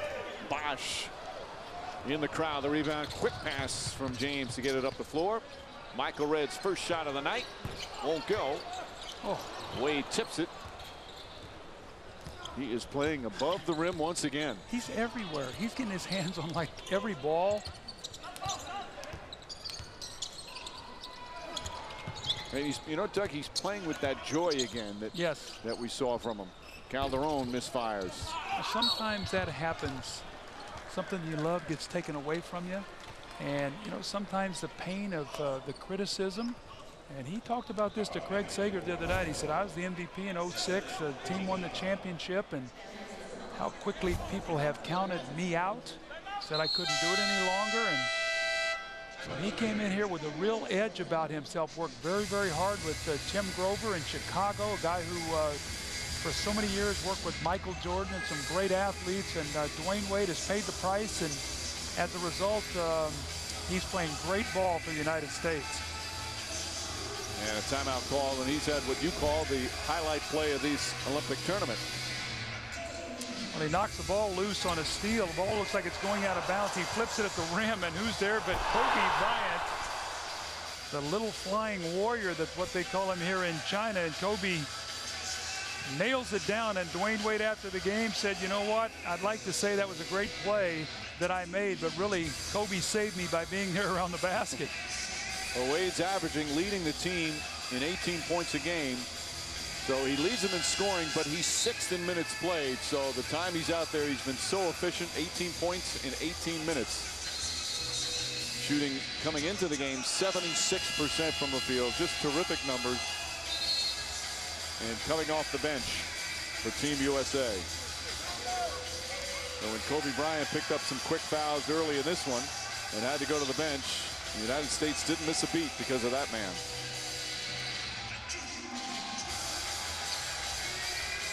So 19.5 seconds remain here in this third quarter. You get a feeling from the body language of Spain that, all right, they would prefer if this game just ended quickly and they could concentrate on the medal round. Both teams have one more game. Gosh, on the finish. How do you press the United States? You got Chris Paul in the backcourt, splits a double team. You throw it ahead to LeBron James, who's a brilliant passer who finds the open man. And that will end the third quarter.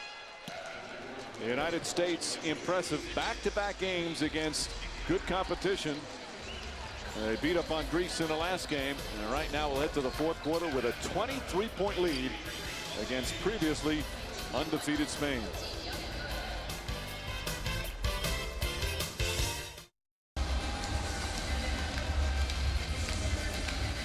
As we head to the fourth quarter, United States with an 86-63 lead. The United States women's basketball team also undefeated so far in pool play. They're 4-0. Their final game tomorrow night against New Zealand. They've been here at all the men's games. One of them right now with Craig Sager. Not only are they 4-0, but they've won those 4 games by an average of 45 points a game. With me, Tina Thompson, their leading scorer. And you acted like you were surprised that you were the leading scorer. You said you didn't even know that. I totally was. Like, that's not what our team is about. I promise you, if you ask anyone on our team, they would lose a bet by not knowing how many points they average on this team. You know, we just play to win, and, you know, all the individual stuff, it has absolutely nothing to do with how we work. If you don't know who's the leading scorer, you probably do know why you have been so dominant as a team. What's been the key? I think it's our defense. Our defense has been amazing. We've just really committed to being a defensive team, and our defense just kind of starting everything for us. And our defense has been so well. It's just created a lot of opportunities for on offense. And when you play well on defense, you get easy opportunities offensively. So it's been great. You've been to the Olympics before. You know what the camaraderie is with the women's team. All 5 starters have gold medals from 2004. Right. But it seems like the U.S. men have more of a team attitude than they have in the past. They're always at your games. They're hanging out together. Do you notice the difference between now and, say, 4 years ago? Oh, for sure. I think that there's a familiarity. I think the team in 2004, like, so many of them were new Olympians, and I just don't think that they knew what it was all about. And they were young as well, but having Braun and Carmelo and Dwayne and those guys back here, just having the feeling that they had in Athens and now bringing it here, I think that they just understand what the whole experience is about. And on top of that, they're very talented, but they're committed to being an awesome team, and it definitely makes a difference. You've been going to all the men's events, but also going other places. Today, the whole team went to the Great Wall. Yeah. What was that like for you? Amazing. You know, it's one of those things that you see pictures, you see postcards, and you really, really don't get a true understanding of the work that's put into something of that magnitude. It's amazing. And even when I was on it, I was kind of like, no way is this handmade. You know, it was just so intricate. The stones on that thing were so huge. I mean, it's just kind of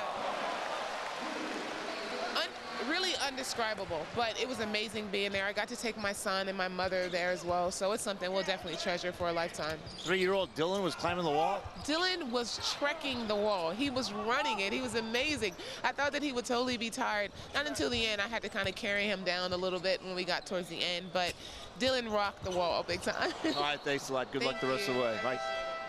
Tina Thompson, what a great representative she has been, Doug, for the women's team. They've won gold in '96, 2000, 2004, have not lost a game in those 3 Olympics, have not lost yet. The winning streak continues as they go for their 4th straight gold medal. And Tina Thompson a terrific player.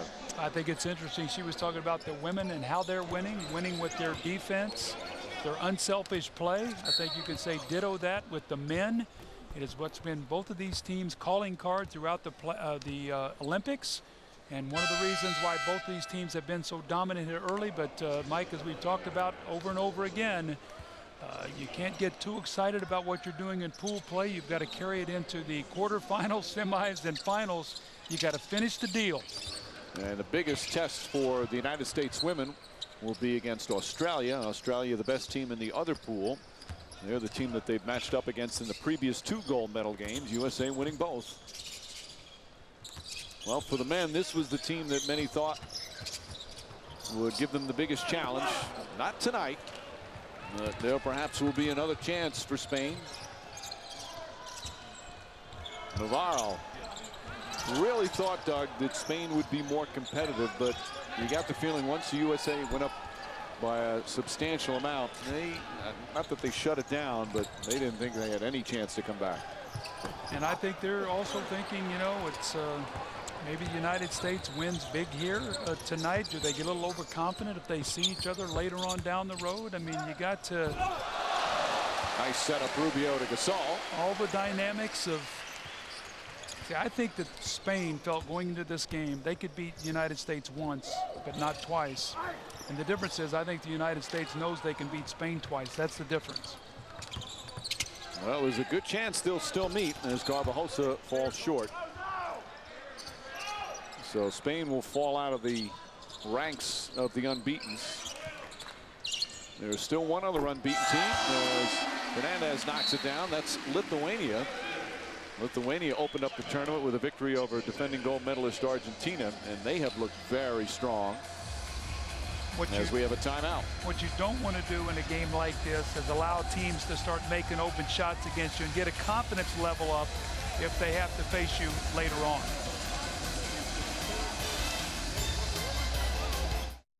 In Athens when they settle for the bronze. Of course, USA have been a dominant basketball team throughout these Olympics, including way back in 1960 at the Olympics when it happened in Rome, Italy.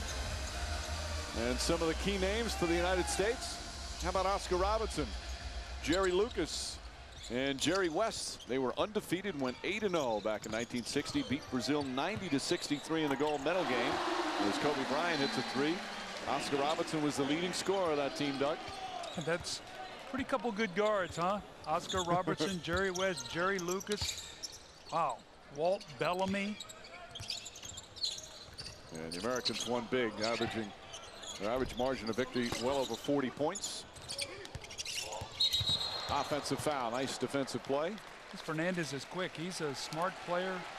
Nate McMillan is going to be happy to see him in Portland next year. Kobe Bryant tapped him, let him know that was a good play, helped him up. He read Kobe perfectly, stepped in and took the charge. There's Nate McMillan, who's quietly crafting a terrific young team there in Portland. If Greg Oden can come back healthy.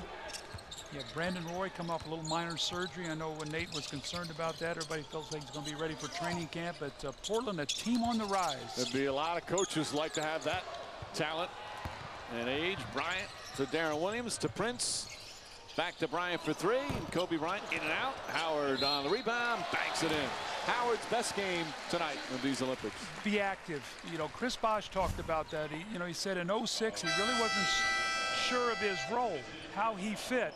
He said, I get it now. Defend, rebound, be active, run the floor, everything else will come. And that's what Dwight Howard has to do. Be active, defend. There's no big man in this tournament that can run with him. So if he will change ends of the floor, he's going to get 4 or 5 dunks a game simply because the United States is so unselfish and they all make the extra pass. Howard's now played 4 years in the NBA, again, right from high school. He's only 22 years old. He's gotten a little better every year. Lead now up to 27, which equals the largest of the game as we get under the 6-minute mark. This game's been decided for a while now. Closest that Spain has been in the second half is 16. Juan Carlos Navarro misses. Here's Michael Redd inside. Redd backs it in and a foul. Juan Carlos Navarro really struggling with his shot. This guy normally a terrific three-point shooter. Going into tonight's game, he was 3 of 9. He has not been close tonight with his shooting, Mike. 2 for 10. Yeah. 0 for 5 from three-point range. And again, he's normally a good shooter. And if he doesn't make shots, he can't help you, because he's defensively, that's not in his vocabulary. So he's out there to score. A little bit like you were, Mike. There you go. Take your obligatory shot. Red misses the free throw. How about Michael Red? And the story for him with the team, when Jerry Colangelo and Mike Krzyzewski got together and started deciding who was going to be on the team, it wasn't just, you didn't just show up on the basketball court or go through tryouts or workouts. You went for an interview. And Michael Red flew in to meet Jerry Colangelo, and on the long flight he was in sweats. When he got to the office, he excused himself. He said, "Mr. Colangelo, can I just use the men's room?" He went into the men's room, put on a jacket and tie, and walked out. He said, "This is the way I need to be for my interview." He said he was very nervous. It meant so much for him to make this team, and he wanted to show Jerry Colangelo the respect. And that's why he put on the jacket and tie for that interview. Well, I think that sort of epitomizes this whole entire United States team, the commitment they have made to be here and to represent their country and to try to get this basketball program one to where it's always been, and that's the best in the world. Red had a shot blocked by Gasol. And here comes Calderon. We're under 5 minutes remaining. Good defense from Darren Williams. Just as the United States defense, like an octopus, that just hands all over the place, deflections, steals, blocks. Well, when Mike Krzyzewski has won 3 championships at Duke, and the way they've always won is with tremendous defense. And what he does at Duke, he gives his players great offensive freedom. If they will defend, they will have a lot of freedom on the offensive end, and that's how they've won 3 championships and been one of the premier programs in college basketball for his 28+ years there at Duke. I mean, that's his philosophy. You defend, and I'll give you freedom to play offense. Well, they've certainly defended tonight. 15 steals for the United States, but Doug, that's way shy of the USA record in an Olympic game, which is 32. That had to be with the Dream Team, right, in '92? Yeah, they averaged like 24 steals a game. Against Croatia, 32 steals. Jordan had 8 steals in that game. Oh, nice pass, Paul to Howard, as they're putting some exclamation points on what is a terrific victory. Well, that's the game also, too, that Scottie Pippen and Michael Jordan wanted to put the clamps down on Tony Kukoc, who had just signed a big deal with the Bulls, and they will say, "Welcome to the NBA here." Garbajosa wanted to travel. A 31-point lead right now. The United States just putting it to Spain. Darren Williams drives hard, pretty play, and it's 104-71. I don't think Garcia, the coach, he's dejected as he calls timeout. Now the look on his face, this is one of those where if you're Pau Gasol, you look at the coach and say, "Coach, let me put the warm-up on. I think I've had enough tonight." So the United States, they beat China 101-70 to start the Olympics. Then Angola 97-76. Did a number on Greece. That was the toughest test thus far, but they pounded Greece 92-69. And here, the game that everybody was waiting, the big matchup against the 2 best teams. It has been no contest, all USA, pretty much from the second quarter on. If you can't take care of defensive pressure, you can't beat the United States. You're not going to be able to get into your offense. You're not going to be able to, they'll be able to beat you with a bad shooting night. We talked about the first 3 games, United States shooting 29% from 3. Here tonight now, they're knocking the 3-pointers down. What, 10 of 22 for the night? So, Mike, going into tonight's game, the United States from the 3-point line was 19 of 65 for 29%. They have 10 in the game tonight. And they had good open looks. Ball movement, a big part of that.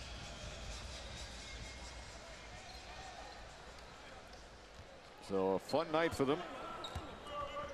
Well, the United States coaches are going to give the team tomorrow off. They play Germany on Monday. It'll be the last game of pool play. The United States has clinched. Calderon misses. All right, Doug, how about some of the the rules that are going to change. FIBA has made some pretty big changes coming up. Well, they're going to change the lane. They're going to make it, you know, take away the Rectangular. trapezoid, make it rectangular. The three-point shot is going to be moved back to, what, 22 feet, 9 inches or something like that. I think it's going to be still a little shy of the NBA. And then they're going to put in a restricted area as Gasol puts it in. What do you think of those changes? I think it's Oh, great. what a pass. Excuse me, Doug. No, I think what both the NBA and FIBA are doing is working together to try to create a uniform rule that everybody will be able to play. Same ball, same rules, all that stuff, so that there is not such a change in the game when teams come to play in the Olympics.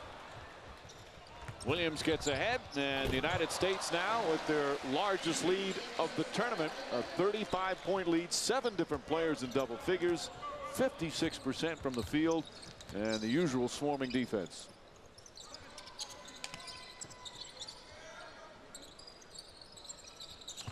So the United States will finish up pool play against Germany. That'll be Monday night, Beijing time. Spain finishes up against Angola. Michael Redd. And Spain has just stopped playing defense now. How good is Chris Paul? I mean, he just, that ball's on a string. He shot the ball well tonight. Chris Paul has 14 points. His assists. Every player has scored for the USA.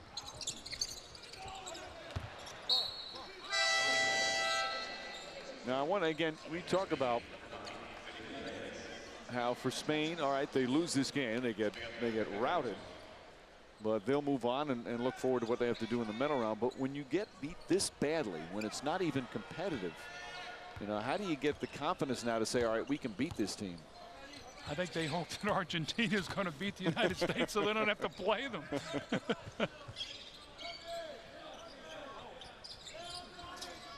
Again, not surprising United States winning, but for the game not to be this competitive at all. Prince Look at the way nails they're it shooting through. the ball. I mean, if you're going to defend like the United States is defending, now you got 11 threes in the game. I mean, you're shooting, what, almost 50% from the three-point line.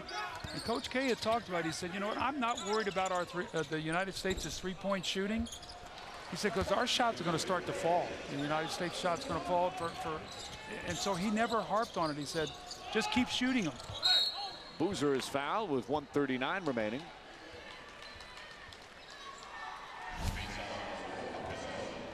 Carlos Boozer, the third big man for the United States. Just to put that in perspective, he only averages over 21 a game and almost 10 rebounds for Utah. So one of the premier power forwards in the game, but on the United States team, he plays behind both Dwight Howard and Chris Bosh. And there you see some of the women watching once again. So Spain will fall now to 0-9 against the United States in Olympic play. They've never beaten them in the Olympic Games. I'm shocked that Gasol and Calderon are still on the floor right now. You don't know the methods of Aito Garcia, Doug, and I don't know if the team knows it yet, because again, he just became coach of this national team back in June, and that sudden change. Maybe he's hoping that they will get a couple field goals here, have a good feeling going into the next game. But Calderon, you know, when you look at the Olympics, he has not had a great Olympics. We'll look at his numbers. I mean, he's averaging about 10 points a game. He had only 2 assists and 6 turnovers in the first 3 games. So really has not been that playmaker that we know him to be when he plays for the Toronto Raptors. Well, again, they started off, they had a very good victory against Greece to open up.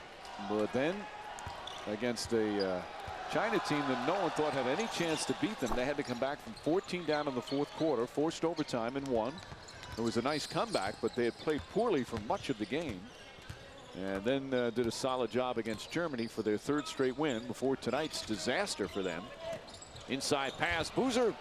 LeBron James, another pretty feed. James with his 6th assist. You know, you look back on the first game in the A pool, it really changed the whole face of the seedings. Lithuania beat Argentina, right, the first game, and that changed the whole face of the seedings. By the way, I want to correct myself. That's LeBron James' 8th assist. As Paul kicks it out. Good ball movement once again. This was just a dominant performance against a terrific team. They made Spain look bad tonight. Tayshaun Prince has played well off the bench. He's going to earn himself some more playing time. He steps up and knocks down that three. The way he defends with his versatility, Coach K is gaining a lot of confidence in him tonight, he and the staff. So Paul dribbling it out 119-82. A 37-point lead. And the crowd that's been kind of relaxed after this game was over a long time ago. Applauding now for the United States. Perhaps one final turnover for Spain. That shot won't go. And the United States has clinched the top spot in Group B and improved to 4-0 with a thrashing over previously undefeated Spain. 8 players in double figures. Offensively, they shoot 58% from the field and also force 28 turnovers from Spain. Carmelo Anthony got it going. Chris Bosh, another strong game. Dominant, Doug, just absolutely dominant. A day of rest for the United States tomorrow, then Germany on Monday, and then it's down to business. It's a 3-game tournament. You got to win 3 to take home the gold medal. So the final score in a blowout, United States 119 and Spain 82. Let's go to Jim Lampley. All right, so. Well, the battle of unbeaten teams was very one-sided. The United States winning 119-82. 8 players in double figures for the U.S., including Chris Paul with 14 points. And it seemed like you guys were so focused from the start. Were you trying to send a message to Spain instead of just winning the game? We were definitely trying to send a message. That's what we're trying to do in every game we approach here. We knew that we were both the 2 unbeaten teams, and we had to come out and play. You know, we know they won the World Championships in '06, so we still feel like we have a lot to prove. What message do you hope they got? That we mean business. I mean, but it's not just this game. Now we have to get up for Germany, and we're trying to approach every game the same way, and that's with an aggressive mentality, and we're trying to come home with a goal. At the beginning of the show, Doug Collins mentioned their guards and how they have NBA material there, players that have been in the NBA. They also have that fantastic young kid, Ricky Rubio, who's 17. It seemed like every time you were on him, you were sending a personal message to him. I mean, we always accept the challenge. You know, the coaches told us how good their guards are. Calderon plays with us in the league. We've heard a lot about Ricky Rubio, and me, Jay Kidd, and Darren took it as a personal challenge, and it's glad we just glad we came out with the win. You earned a day off. What are you going to do? I don't know. I might go see the Great Wall or something like that. We're in China. I don't know, have some fun. All right, enjoy it. Yeah, all right, thank you. All right, let's go back to Jim. All right, virtually everybody had great